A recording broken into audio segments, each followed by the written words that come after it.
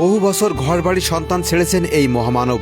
শুধু বোবাজিব গাছের ভালোবাসায় গাছের শরীর থেকে পেরেক তোলার জন্য বিভিন্ন জেলায় গিয়ে গাছ থেকে নেম প্লেট মারা পেরেকগুলো এভাবে তুলছেন ওয়াহেদ মিয়া। দর্শক, আমি এই মুহূর্তে আছি যশোর বেনাপোল মহাসড়কের পাশে শতবর্ষী যে গাছে আমরা সাধারণত পেরেক পুঁতে পুঁতে গাছগুলো একেবারে জর্জরিত করে দিচ্ছে। আমাদের ওয়াহেদ কাকা কিন্তু সেই পেরেকগুলো এই গাছ থেকে তুলছে বিনা পারিশ্রমিকে।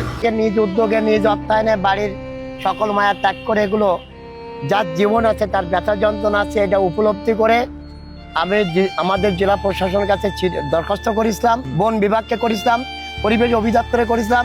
কোনো সুরাহা না পাওয়ার কারণে 4/7/2018 তারিখে আল্লাহর প্রতি ভরসা রেখে যশোর জেলা, সাতক্ষীরা জেলা, খুলনা জেলা, ঝিনাইদহ জেলা, চুয়াডাঙ্গা জেলা, মেহেরপুর জেলা, কুষ্টিয়া জেলা, রাজবাড়ী জেলা, ঢাকার একটা জেলার অংশ, নারায়ণগঞ্জের একটা জেলার অংশ, এই যে 9টা জেলা 3 বছর সময় লেগেছে আমার তার কাটা মুক্ত করতে। প্রত্যেকটা গাছে কিন্তু বিশেষ করে যারা শিক্ষিত মানুষ তারাই কিন্তু এখানে এই লোগোগুলো দেয়, যেরকম পিছনে একটা ডাক্তার, তারপর বিভিন্ন কোচিং সেন্টার। কাকার কিন্তু প্রচুর আক্ষেপ যে সে বিনা পারিশ্রমিকে এই কাজগুলো করে। লক্ষ লক্ষ গাছের সাথে এরা একটা ঠাট্টা বা আমার পরিশ্রমটা গেরিগাকে ঠাট্টা হিসেবে দেখেছে। ব্যানার মারা হয়েছে পেরেক দিয়ে। যে জাতি বৃক্ষকে ভালোবাসে না সে জাতি অসামাজিক কাজ ছাড়া আর কিছু বোঝে না। চিকিৎসা করছে একটা সুশিক্ষিত ডাক্তার। বেশিরভাগ ডাক্তার দেখেন একটা প্রাণীকে মানুষকে সেবা করতে গিয়ে আর একটা বোবা প্রাণী যার গুণের শেষ নাই তাকে তার বডিটাকে কিভাবে পেরেক দিয়ে ইনজুরি করছে দেখেন। সব পেরেক পলিটিক্স ম্যান যারা তারাই কিন্তু এই ব্যানারগুলো মারে। শিক্ষিত নামক কিছু ব্যক্তি তাদের নিজের নাম জানার দিতে গিয়ে গাছের বডিতে যে পেরেক যখন মারা হয় সারা বছরের যে পানির খাদ্যটা ধরে রাখে এটা পেরেকের পাশ দিয়ে বেরিয়ে আসে। প্রথম পানির শূন্যতায় একটা গাছ ঘাটতি হয়ে যায়, পরবর্তী পেরেকের পাশ দিয়ে যে আটাটা বেরিয়ে আসে ওটা গাছের রক্ত শূন্যতা ভোগে। এক হচ্ছে পানির শূন্যতা, দ্বিতীয় হচ্ছে রক্ত শূন্যতা। গাছটা যে বাড়ন্ত যে গতিটা থাকে এটা ধীর গতিতে ডিমোশনে যায়।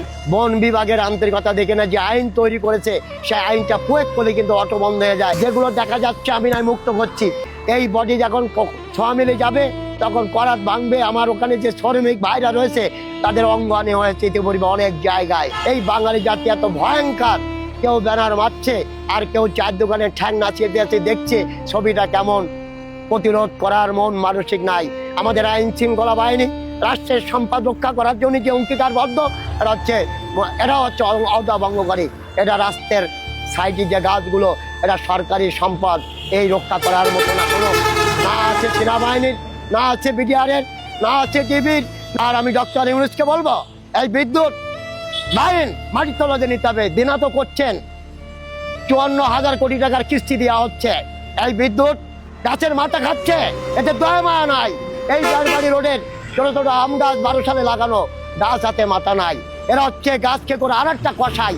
তাই আমি ডক্টর ইউনূসকে বলবো আপনার বিদ্যুৎ মালয়েশিয়া যেমন মাটির তলাতে নিয়েছে উপরের পরিবেশ ভালো রাখার জন্য এত হাজার হাজার কোটি টাকা ঋণ নিচ্ছেন, এই বিদ্যুৎ লাইন মাটির তলাতে নিতে হবে, উপরে যেন বৃক্ষ লাগানো যায়। আমাদের দেশের বাংলাদেশ সরকারের বেতনমুক্ত কর্মচারী আইন শৃঙ্খলা বাহিনীর এই দিকে দৃষ্টি দেওয়ার জন্য আমি হাত জোড় করে অনুরোধ করবো। আপনাদের নৈতিকতা যে রাষ্ট্রের সম্পদ সেই সম্পদের ভিতরে বৃক্ষগুলোকে রক্ষা করার দায়িত্ব সকলে আছে।